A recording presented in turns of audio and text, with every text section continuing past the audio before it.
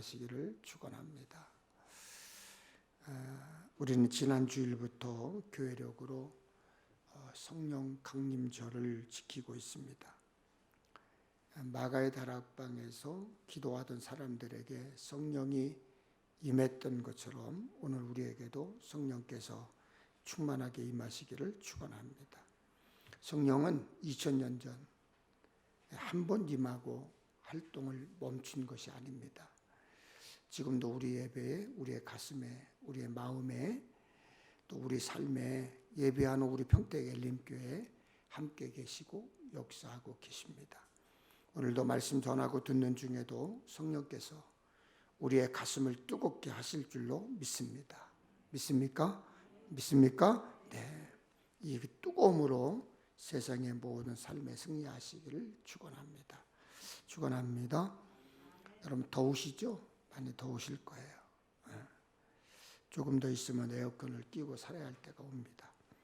사실 여름에는 더워야 여름이고 제맛입니다. 더위에 건강 잘 챙기시고 유의하시기를 바랍니다. 요즘은 계절이 없는 것 같아요. 그죠? 계절이 없는 것 같아요. 철이 없는 것 같습니다. 한여름에나 먹을 수 있었던 수박이 나오고요. 참외가 천지입니다. 마트에 가보니까 글쎄 벌써 자두가 나왔어요.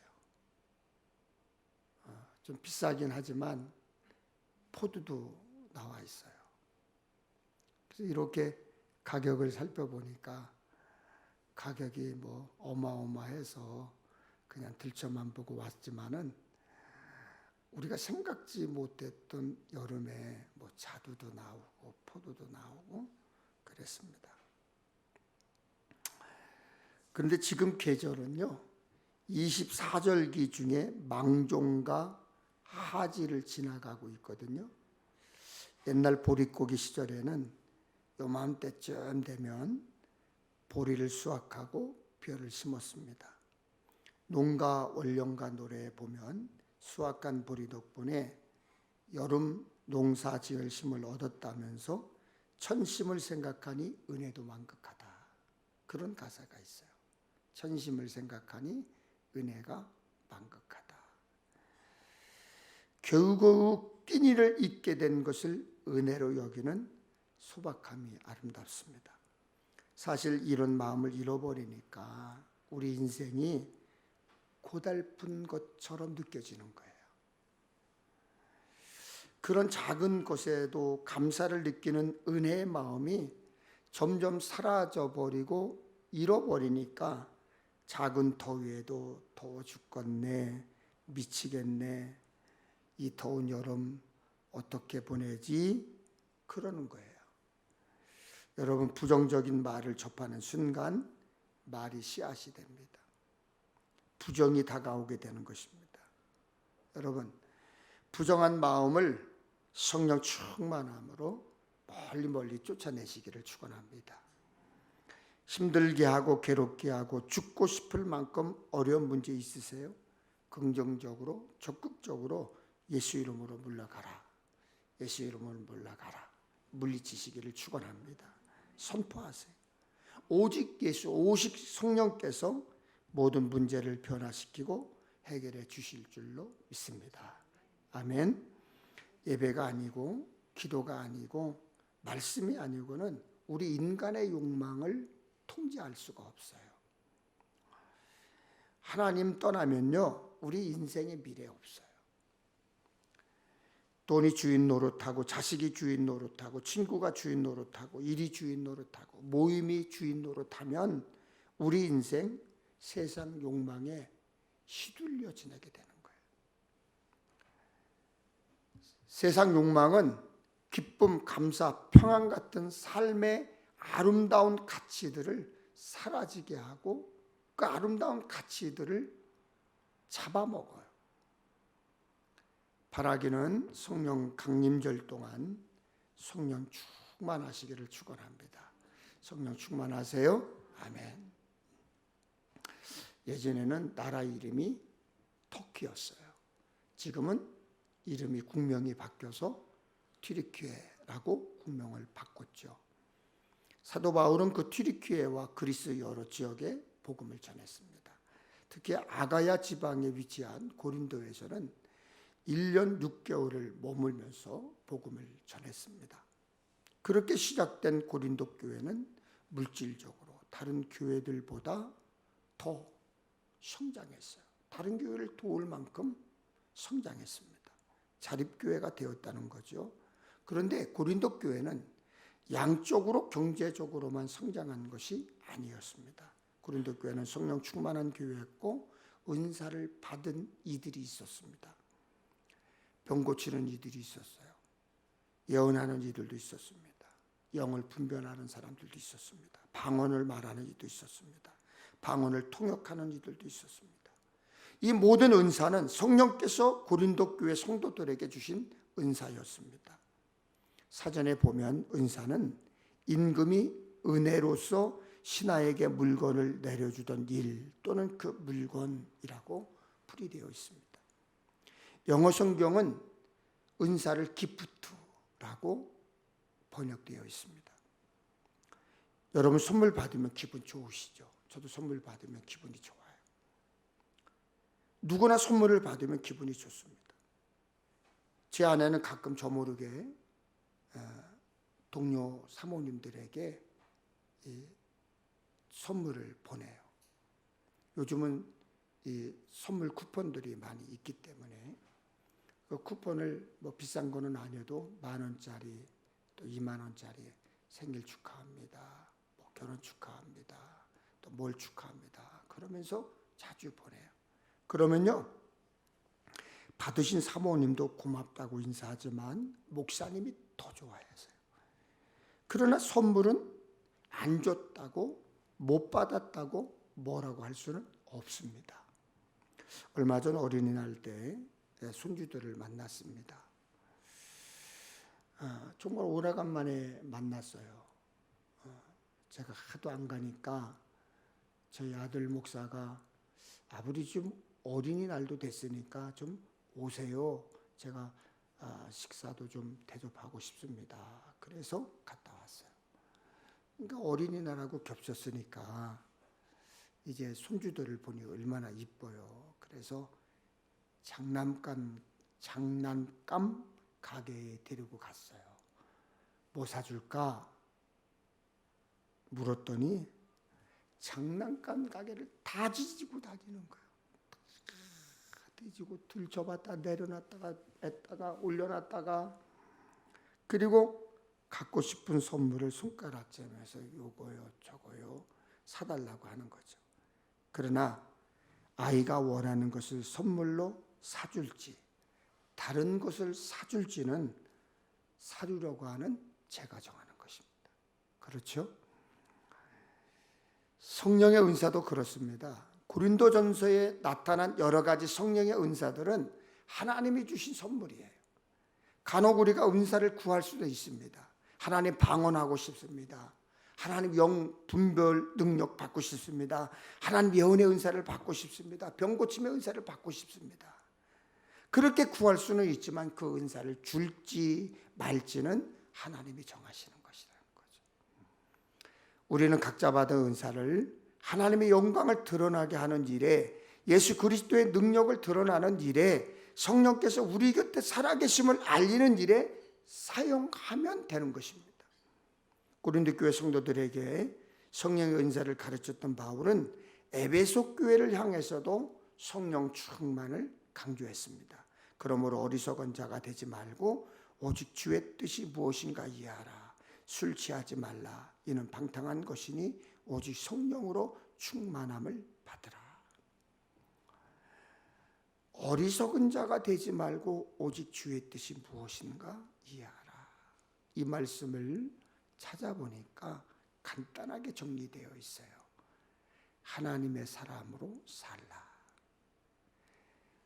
예수를 믿으며 예수님 자녀로 살지 않는 것은 어리석은 것이라는 거죠. 그러면서 성령 충만을 이야기하는 것입니다. 여러분, 성령 충만을 말하면 어떤 신비로운 체험을 떠올리는 분들이 간혹 있어요. 이성적으로 설명하기 힘든 초월적 경험을 해야만 성령 받은 것으로 이해를 합니다. 물론 성령의 역사를 우리가 다 이해할 수는 없죠. 어떻게 우리 작은 머리로 하나님의 역사를 다 이해할 수 있겠어요? 성령의 역사는 우리의 이성과 지성을 뛰어넘을 때가 많습니다. 성경은 성령의 사역에 대해서 생각할 것을 권합니다. 생각할 것을 권한다. 이성을 사용해서 이해하라, 이렇게 가르칩니다. 물론 그 이해가 쉽지 않고 이해했다 하더라도 각기 다른 판단을 할 때가 있기 때문입니다. 제가 여러분에게 문제를 좀 하나 내려고 합니다. 3분의 1과 4분의 1 중에 어떤 수가 더 클까요? 고기 3분의 1kg와 4분의 1kg가 같은 가격이라면 여러분은 어떤 고기를 구매하시겠습니까? 미국에서는 키로 대신 파운드라는 무게 단위를 사용하는데 햄버거 체인 맥도날드에서 소고기 4분의 1파운드가 들어간 4분의 1 파운드 버거가 인기를 끌었습니다. 그러자 또 다른 햄버거 체인인 A&W에서 소고기를 더 넣었어요. 그리고 3분의 1 파운드가 들어간 3분의 1 파운드 버거를 출시했습니다. 소비자 테스트 결과 맛은 A&W 버거가 더 좋았습니다. 고기는 더 많이 들어갔지만 가격은 똑같았어요. 그런데 결정적으로 3분의 1 파운드 버거는 잘 팔리지 않았어요. A&W 버거가 잘 팔리지 않았어요. 전문 기관을 통해서 이유를 알아보았더니 그랬더니 조사 대상 미국인의 절반가량이 3분의 1보다 4분의 1을 더 큰 수로 생각하고 있다는 거예요. 여전히 맥도날드 햄버거의 고기가 더 많다고 생각하는 게 원인이라는 거예요. 참 신기하죠, 여러분. 사람의 이해와 판단은 이렇게 다른 거예요. 틀린 것도 맞다고 생각하고 살 때가 많아요.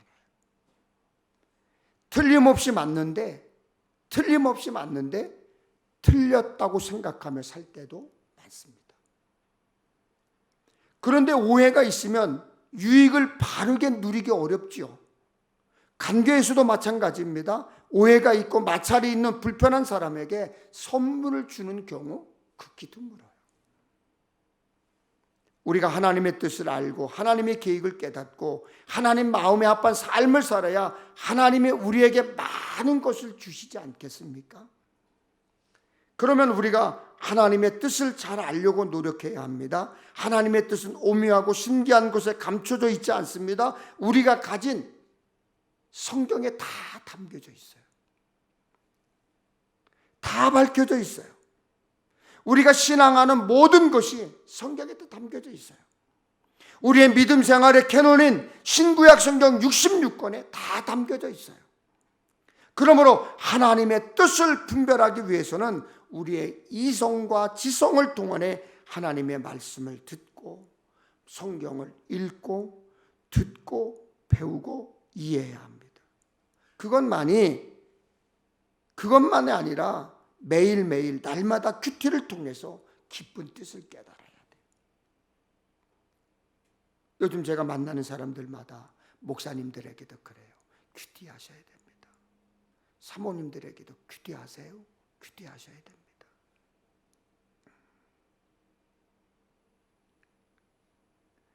하나님의 말씀을 읽고 묵상하고 깊은 뜻을 깨달아야 우리가 하나님의 뜻에 맞게 살지 않겠어요? 말씀을 듣는 시간에도 정신 바짝 차려야 돼요. 다른 것에 정신 팔리고 딴 생각하면 예수님을 유혹했던 사탄의 말에 넘어가게 되어 있어요. 사탄의 말에 속는 거예요. 예수님이 성령 충만하지 않아서 사탄의 유혹을 받았습니까? 아니에요.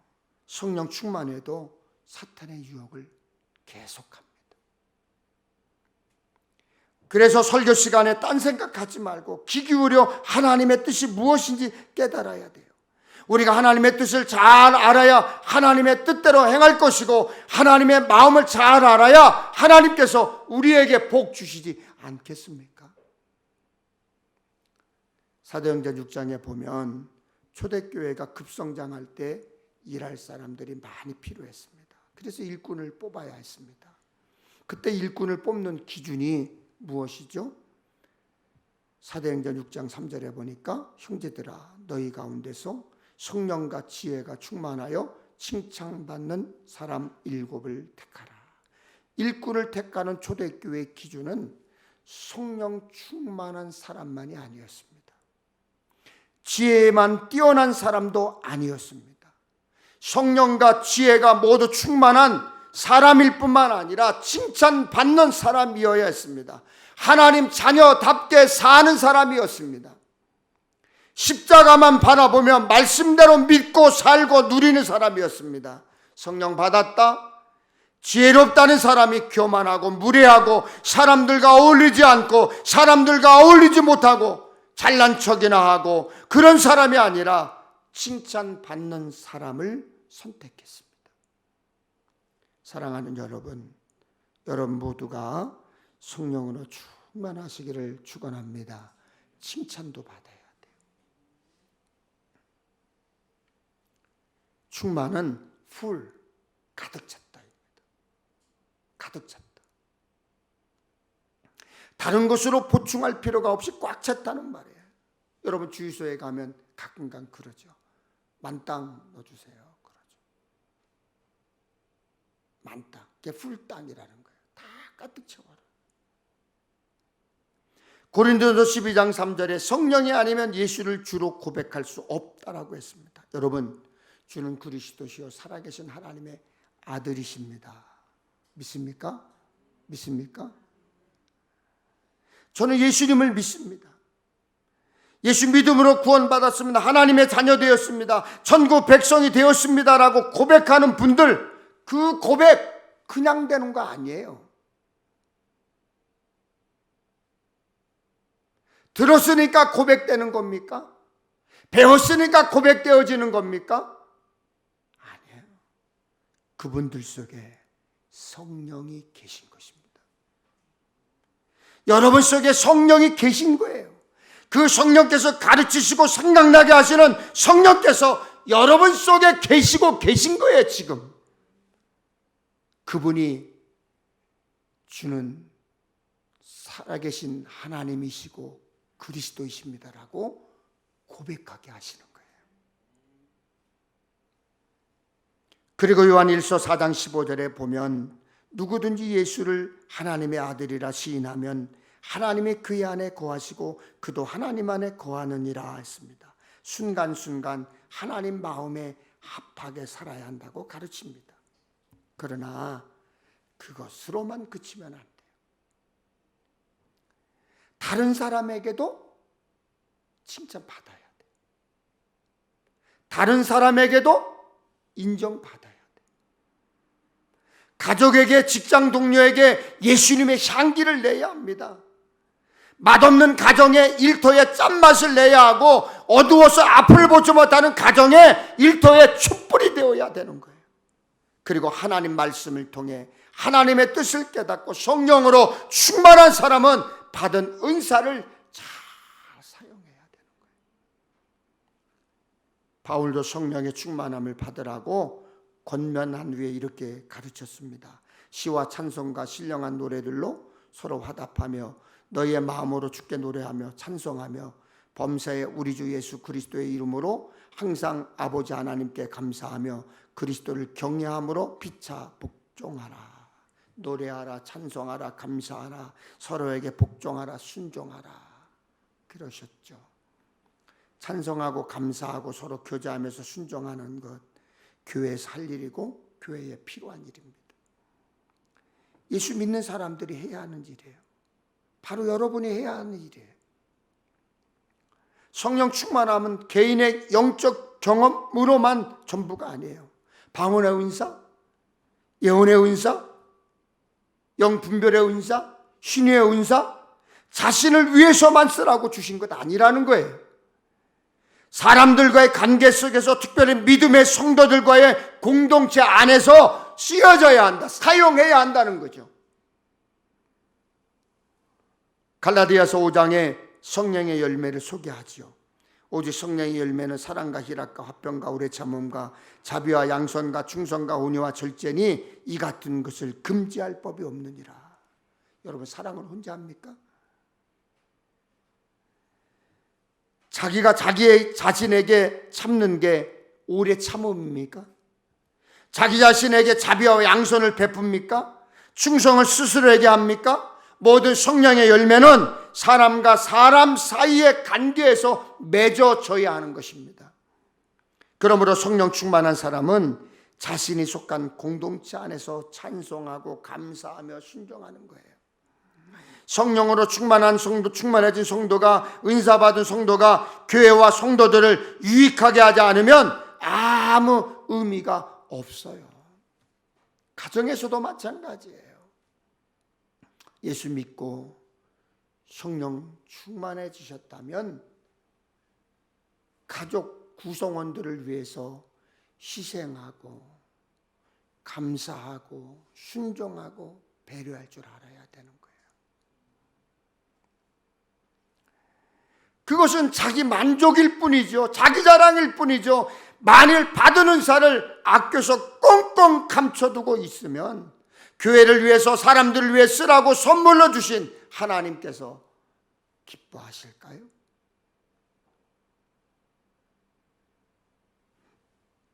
성경에서 가르치고 있는 은사가 참 많이 있어요. 은사 중에는요, 고린도전서 12장 8절 10절을 보면 기적을 행하는 은사가 나와요. 지혜의 말씀, 지식의 말씀, 믿음이 좋은 것, 신유, 병 고치는 것, 기적, 능력 행함, 귀신을 내어 쫓고 예언하고 영불변 있고 방언하는 것, 방언 통역이 은사라고 말합니다. 삶의 은사가 또 있어요. 로마서 12장이나 베드로전서 4장에 보면 접대, 섬긴, 권면, 구제, 지도력, 리더십, 자비, 궁율, 도와주는 것, 다스림. 또 특별한 은사도 또 있어요. 선교, 독신, 중보기도, 순교, 자발적 가난. 이 자발적 가난이라는 것은 소득이 없는 것도 아닌데, 소득이 좀 있는데 스스로 가난하게 사는 것을 자발적 가난이라고 그래요.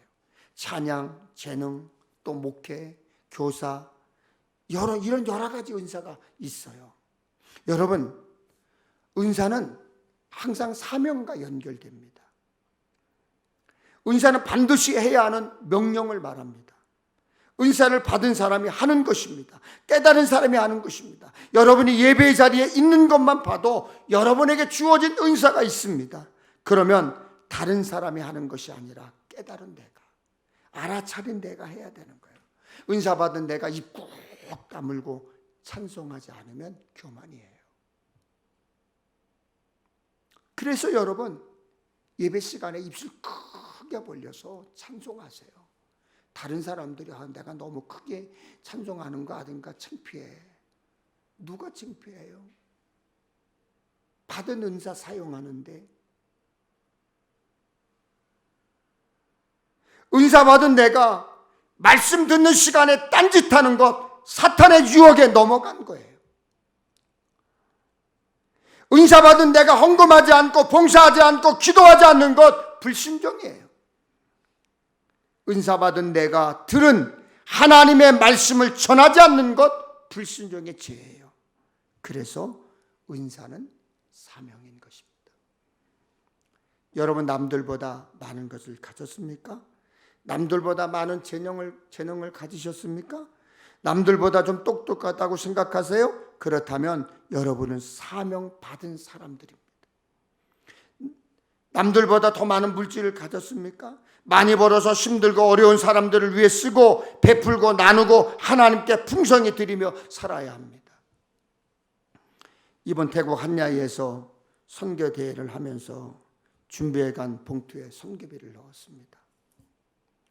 드리면서 두 분의 선교사 부부에게 드리면서, 한 분은 이완균 선교사님은 벌써 20여 년 동안 한 곳에서 선교를 하시는 분이고, 이제 새로 가신 이석기 선교사님은 중국에서 7년 동안 선교사역을 하시다가 코로나가 터지고 그리고 추방돼서 중국에 다시 못 돌아가니 선교사 사명을 감당하기 위해서 아무도 모르는데 어떤 사람이 추천을 했는데 한야이에 감리교 선교사가 한 분만 계시더라.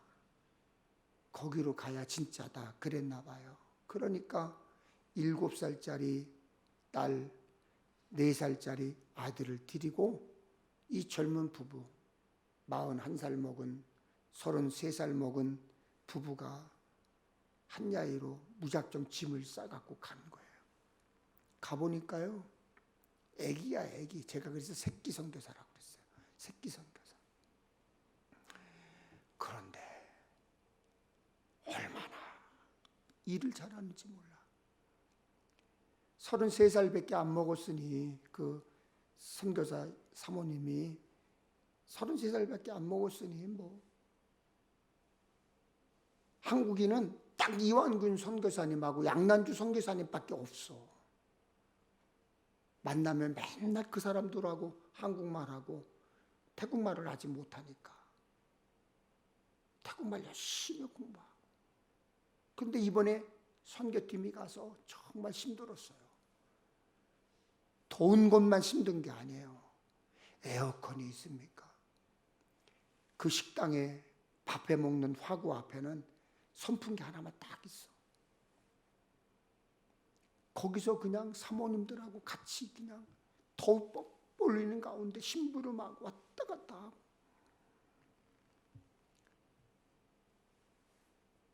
원래 준비해간 선교비였는데 우리 선교회에서 준비된 선교비도 있었어요. 따로 충분히 드릴 수 있었어요. 그런데 저도 조금 준비해 갔어요. 거기다가 봉투에다가 이렇게 썼습니다. 우리 장로님이 주신 것입니다. 우리 권사님이 주신 것입니다.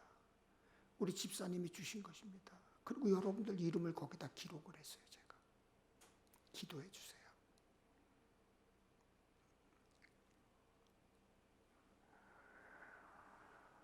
그때부터 선교사님들 표정이 밝은 가운데서 부담감이 느끼는 거죠. 왜냐하면 선교비를 받았으니까 기도해야 되잖아요. 선교사님 기도해 주세요. 많은 목사님들이 가신 목사님들이 아마 저녁에 숙소에 들어가서 여러 얘기들이 있었던 것 같아요. 그 다음날 보니까 목사님들이 대부분의 목사님들이 얼마인지는 모르지만 봉투에 선교비를 죄다 가지고 나왔어요. 그리고 저하고 똑같이 얘기하는 거예요. 우리 교회에서 드리는 겁니다. 우리 장로님이 드리는 겁니다. 그리고 또 드리는 거예요. 여러분 무엇을 하는데 그것이 기쁘십니까? 그럼 그것은 은사고 사명이에요. 찬양만 생각해도 기쁘고 교회에 와서 청소하는 것이 기쁘다면 그 사명이에요. 며칠 전에 우리 장로님 낮에 갑자기 쑥 들어와. 깜짝 놀랐어요. 출근하신다고 그러면서. 그런데 저는 물어보지도 않았어요. 기도회로 왔거니. 그리고 이제 말았는데 목사님 화분에 물 주러 왔어요. 일하러 오신 거잖아요. 근데 얼굴이 환하게 폈어. 그냥 빙글빙글 웃어.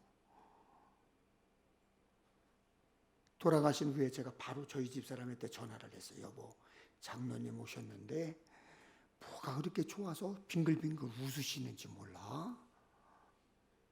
너무나 좋았어요. 그게 사명이에요.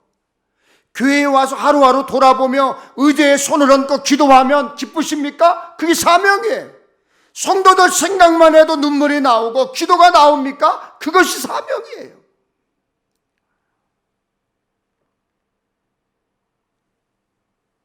상처와 아픔도 사명입니다.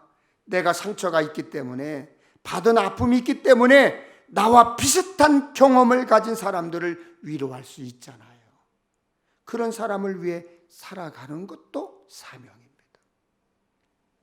불평이 생깁니까? 사명을 깨달은 거예요. 눈에 보이고 들을 줄 아는 것 사명입니다. 있는 자리에서 일하는 것 계속하세요. 여러분 중에 은사 받지 않고 사명 받지 않은 사람 어디 있겠어요? 여러분들에게는 각자 주어진 은사와 사명이 있는데 그것을 소홀히 한다는 거죠. 날이 더워지니까 에어컨 틀고 부채질을 합니다. 더우니까 사람들이 지각각 흩어져서 더위를 식힙니다. 모이면 뭉쳐 있으면 그만큼 더 덥기 때문에 이제 뿔뿔이 흩어져서 시원한 곳을 찾는 때가 됐습니다. 그런데 더워도 사람들이 모이는 곳이 있어요. 더워도 사람들이 모이는 곳이 있어요. 맛있는 음식이 있으면 더워도 사람들이 모입니다. 교회는 더워야 합니다. 교회는 따뜻하면 모입니다. 뜨거워도 뭔가 끓으면 더 모입니다. 교회도 뜨거워야 됩니다. 기도가 뜨겁고 말씀이 뜨겁고 찬송이 뜨겁고 성도 간의 사랑이 뜨거울 때 교회가 살아 움직이고 굳세게 되는 것입니다. 히브리서에 보면 하나님은 불의 하나님이십니다. 예수님은 땅에 불을 던지러 오셨다고 했습니다. 성령님은 불같은 모습으로 임하셨습니다. 엠마오로 가던 길에 부활하신 예수님을 만난 제자들이 가슴이 뜨거워졌습니다. 엘리야의 기도에 하나님은 불로 응답하셨습니다. 그래서 제가 요즘 기도하는 제목이 있어요. 하나님, 우리 평택 열림교회가 불의 교회가 되게 하시옵소서. 하나님, 우리 평택 열림교회가 성령 충만함으로 뜨거운 교회가 되게 하여 주시옵소서. 시대가 달라져도요, 신앙생활의 방법이 다양해져도요, 교회는 성령으로 뜨거워져야 돼요. 불이 붙어야 해요. 성령의 불이 뜨겁게 붙어야 합니다. 기도의 불이 붙고 찬양의 불이 붙고 전도의 불이 붙고 말씀의 불이 붙어야 합니다. 불도 나와서 함께 붙여야 불이 잘 붙는 거예요. 나무 후트로 놔봐요. 붙어있는 불도 꺼져요. 평택 열림교회가 코로나 바이러스 때문에 많이 식었습니다. 이런저런 핑계가 우리의 신앙을 식게 했습니다. 이제 다시 불을 지펴야 돼요. 뜨거운 성령으로 충만해져야 돼요. 더 기도해야 되고 더 찬송해야 되고 말씀으로 사로잡혀야 합니다. 가정에서 일터에서 교회에서 받은 은사 나누시면서 실천하며 믿음도 굳세게 세워야 합니다. 가슴 뜨거움으로 성령 충만함으로 받은 은사를 활용하면서 주신 사명 잘 감당하는 복된 삶의 주인공 되시기를 주님의 이름으로 축원합니다.